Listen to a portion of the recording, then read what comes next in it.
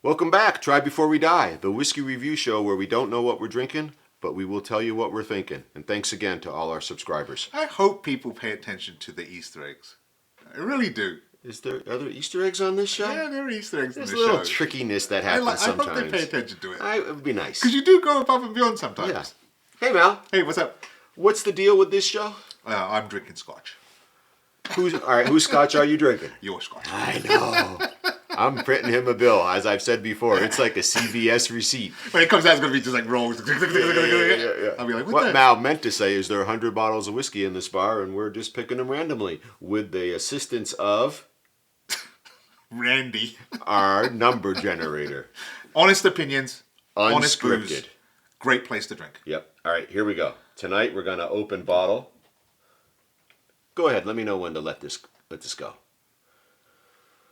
Stop. Ooh. 237. That brings us into the snooker room, and I believe it brings us into the first shelf of the snooker room. And I honestly have no idea what bottle range we're in. This is exciting. We'll see everybody around the corner for bottle 237.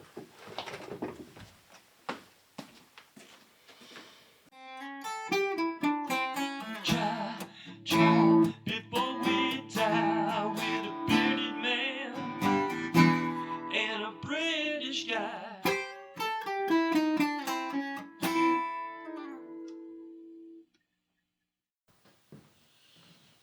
So I was right. We're in the original snooker room shelf. There is a new one over there. We've seen one time already. We're here for bottle 237. Well, we know we end at 216, and we know these shelves are 12 across. So that brings us to 28, 29, 30. 1, 2, 3, 4, 5, 6. 237 brings us to Speyside and a bottle of Tamnavulin. This is a sherry cask edition. This actually was brought here by Malcolm. So I'm super excited to try it. Tamnavulin is a favorite here at the bar. I'm not sure if you can see it, but if we had pulled one more number, we would have pulled a 10-year-old Tamnavulin from the 90s. A nice old label, old release. But we didn't. We did get this new release of a sherry cask finish. Coming in at 40% ABV, American oak barrels, finished in 3 different types of sherry cask. If I had to guess, 3 different types of sherry cask. Pedro Jimenez, Amontillado, and Oloroso. That's my guess. We'll see what we can figure out back at the bar for this Tamnavulin. Bing! What? You know what's impressive in this is just how this all happened. We're back with bottle 237, 3 glasses, and a guest on set. This is impressive. This is good. That's like magic. Very sci-fi. But so here we are. We pulled the Tamnavulin, the sherry cask edition, as we learned around the corner, 3 sherry casks. The bottle does not tell us what they are. I did guess Oloroso, Pedro Jimenez, and Amontillado. We'll do some TBWD fact research, see what we can find out. Coming in at 40%. I love me some Tamnavulin, Malcolm. Yes, and you're going to love this. Because you've had it. I am fortunate. You are the one who has brought me this Yes. bottle. Yes. So let's get it uncorked as usual. We'll get it poured, resting in some glasses. There's even 3 glasses. And we'll learn a little bit about this guy. All right, so here we go. This is still available. We know that. You picked this up at a shop in New Hampshire, right? Correct. Yep, so we know that this bottle is still around. Reasonably priced. We'll give it the old cork failure prevention. It dribbled, it spewed a little on me, but it was light. Tuk. Tuk. Am I going to get a gurgle? Yeah.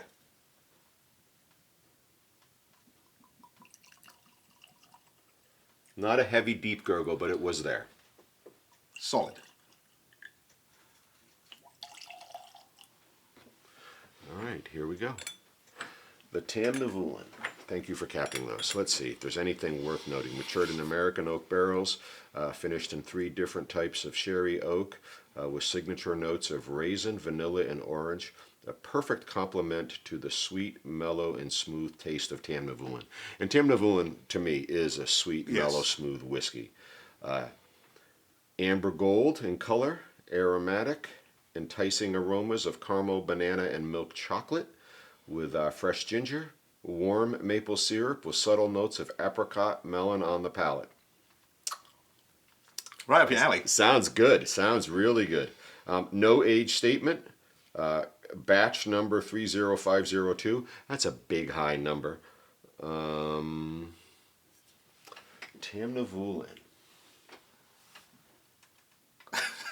It's been a while. Do you know this guy? Yeah, it's been a while. So this is James. I'm James. Welcome to the Bitter End. Thank you for having me. Absolutely. And you're a subscriber to the show on the YouTube channel, and you are here via Malcolm. Correct. Right. So how do you guys know each other? It's been a while. Like it's been like I want to say it's been decades, really, when you think about it. It has right? been. Because this was back in the 90s. I met you in 1992. Okay, so this was back in the Panucci's days, which That's is shortly weird. after when I met you. Which is weird, is why you don't recognize him because you would have. Do you recognize me? No. Okay. No, I don't remember seeing you. Because obviously a lot younger, but that's where our days started, and then let's just say several years passed by, and then you drifted off to New York, right? Yes. And then State or city? New York City. Yeah. and then all of a sudden on Facebook, boom. Oh, you drink Scotch? Yeah, I remember you. Yeah, okay. And lo and behold, now he miraculously appears on the set. It's funny what time does to us all, right? And suddenly we get older and like, yeah, Scotch. Right. Well, welcome to the bar here is the Bitter End, and welcome to Try Before We Die. Thank you. I'm Yeah. very excited to be here. Yeah. Have you ever had a Tamnavulin before? I have not. All right. This will be a new one. All right, good. Give us just a quick, where does your Scotch whiskey road begin? Like when you were 18 stealing bottles from your parents? So where did it begin? I didn't really develop a taste for Scotch until, I'd say, about 40 years old. I never was really a whiskey guy. When I really started to get into it was the pandemic, because all the bars were closed. I decided to start buying bottles of whiskey, and I discovered Glenmorangie. So Glenmorangie is right up there in my favorites for Scotch. Moron G right across the bar here. Moron. Yeah. G. Moron G. I also got into it around the age of 40 with my father-in-law, though I had plenty of examples before. I just hadn't developed the taste or the palate. Not uncommon, by the way. 40 seems to be this transitional time into the age of gentlemen. Not always for all of us. All right. So anyway, this is James. Welcome to the show. Welcome to the show. All right. Thank you. Try Before We Die. The 40% currently available Tamnavulin sherry cask finish. 3 different types of sherry. Here you go, James. Thank you. Here you go, Malcolm. Cheers. Again, they have led us to say that this is amber gold in color. No age statement. Well, Mal, why don't you lead a little bit of the color chat, and I'm just going to see if there is a color statement. I can't argue with the amber gold. I would say it's probably more to a deep amber gold, if I really want to mix it up a little bit. It has a very rich color. And the legs are taking some time to develop. Okay, and so I do not have a color statement on the bottle. That doesn't mean there's E150A added, but they certainly are not advertising that it's not there. What do you think, James? What would you say the color is? Oh, absolutely, amber. I can't disagree. I mean, it does seem to be more on the gold side to me. The kind of maybe even a sepia. Ooh. Oh, fancy words. Fancy. As I swirl it around, I'm hopeful that there'll be a little bit of oil in the taste, only because of some of the texture I see within the whiskey itself. Correct. And these legs are taking a long time to develop. Right. Looking at your glass under my angle with the white light here on the bar, I am not finding legs in yours. And as I pull mine up, which has seen some action, I am also not pulling. Oh, okay. So you really have to look. But they are right here, Mal. Yeah. I don't know if you can see those Yeah, I can long see that, yeah. streaks, but they are, oh, yeah. Like you got a Almost good as height. if it were a Lalique bottle. Yes. Yeah. Fluting. Channeling. Tamnavulin, a favorite of mine. It was around for a while. If I recall correctly, they mothballed for a number of years in the early 2000s. We'll check my memory. And then they've come bouncing back. So just always been a favorite of mine. Shall we nose it? Yeah. All right.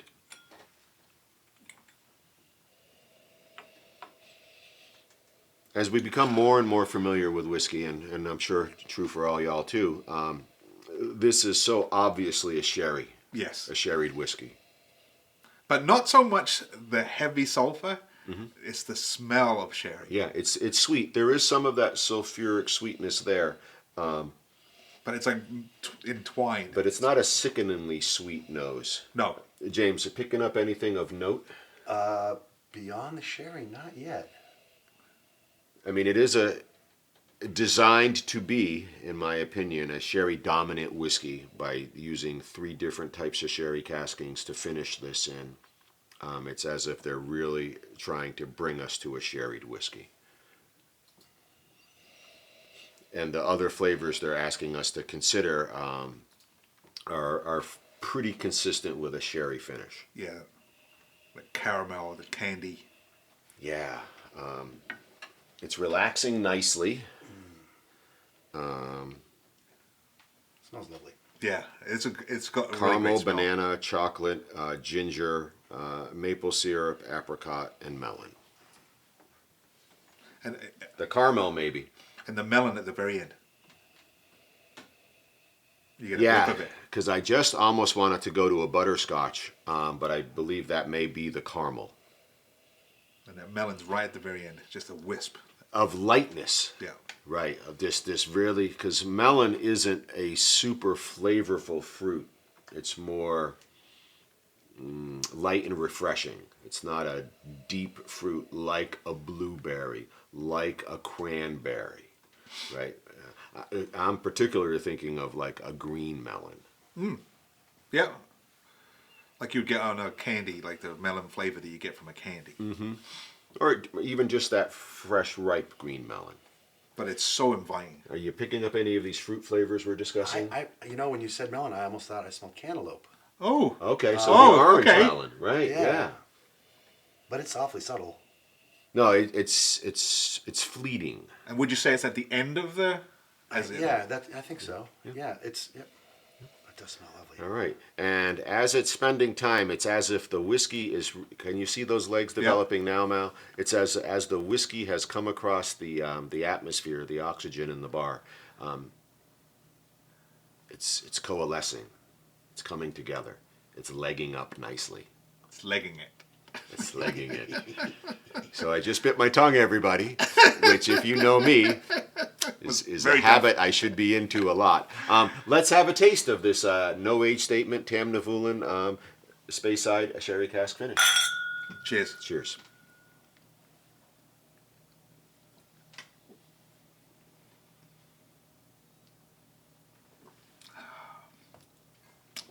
Okay, so sherry beginning, immediately a transition into some chocolate, and it wraps up with a little bit of oaky spice.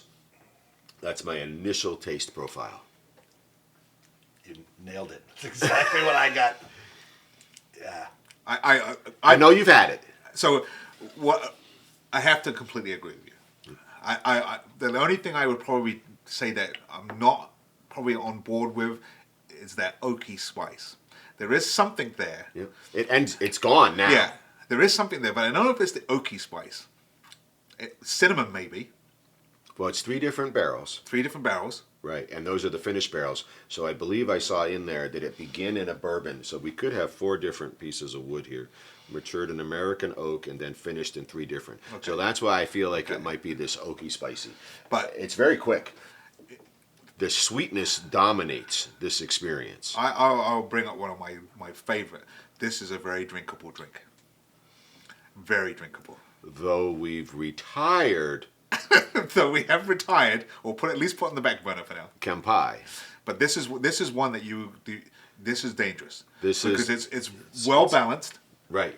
It's easy. It's easygoing. It's got a nice sweetness to it. No roughness. And I agree that this is a milk chocolate center. not a bitter chocolate Correct. center, even though we have that sherry. And I like the feel. It's velvety, is the way I'm going to I'm put going to it. go for it. mouthfeel now.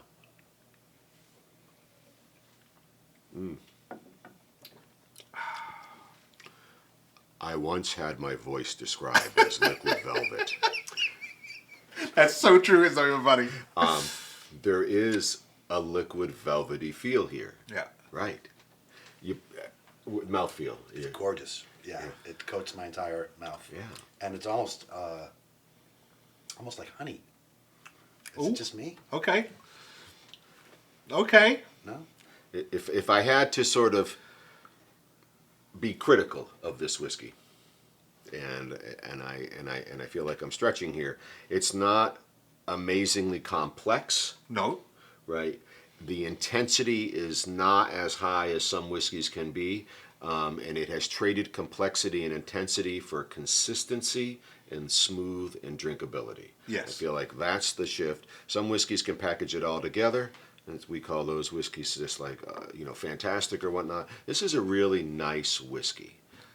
This would be another example in my mind if you were to introduce somebody to a sherried whiskey and be like, this is what a whiskey can taste like. It doesn't all taste like gym socks out of a locker roasted over a campfire, which again, many people think about Scotch that way. Yeah, no, I think this is one of those ones where you can, if you wanted sherry, that was what you wanted to predominantly drink, but you didn't want a sherry, you could turn to this and be completely satiated. So I'm going to propose the orange chocolate for this whiskey You're proposing that, why? because we already have a milk chocolate center here. We already have a sherried whiskey, and we have a little bit of oak spice. I think that this chocolate will round off that spicy ending completely and enhance the beginning and middle. I'm not arguing, I just want to Yeah, know why. that's why. Thank you.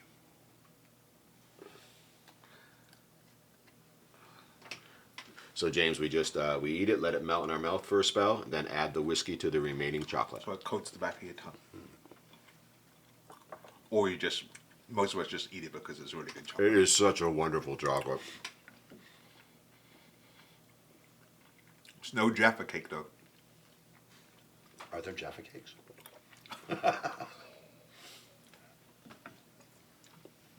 This chocolate does so much for so many whiskeys, and this is another example of this chocolate does so much for a whiskey. Wow. It's just a great match. Holy cow.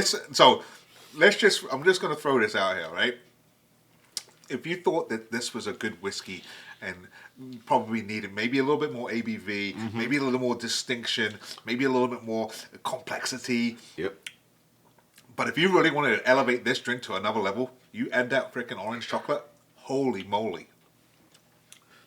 To me, if we're having a sherried whiskey tasting, and we're going to go through a range of sherried whiskeys,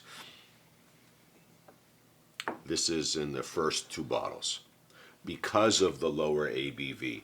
And we know that we're going to end that sherried whiskey tasting with a Bunid, a cask strength, high ABV. So my recommendation would be to run a gamut of ABVs Yes. in regards to purely sherry finished or sherry cast whiskeys. Yeah. Yeah. Now should we do it in a Bunid just to have the bomb? Maybe off camera. All right. You like it? Wonderful. Wonderful. I loved it. And you can get this locally. It's available today. All right. Let's see what the crew has in store for us. For a minute, I thought we were going into a freaking different universe. Yep. So this is my goal. Yeah. It's not Malcolm's goal for me as the potential steward of the bitter end, but this is my goal. May we live long enough to be a problem to our children. Cheers. Cheers. Me and James knew what we were doing. Yeah. Okay. So this Tamnavulin, for me, we didn't talk too much about it, but I've had a number of Tamnavulins that aren't sherried. It does feel like that classic Tamnavulin spirit, which is just creamy and smooth. Yes. Just such a pleasant Can't drink. argue with that. And when they've matured it through these other sherried casks, it has brought out both that smoothness and then that contribution of the sherries, which brings us to that milky chocolate center and sort of that light fruity ending. Having really had a taste of this, yeah, I agree. Yeah. I can't complain.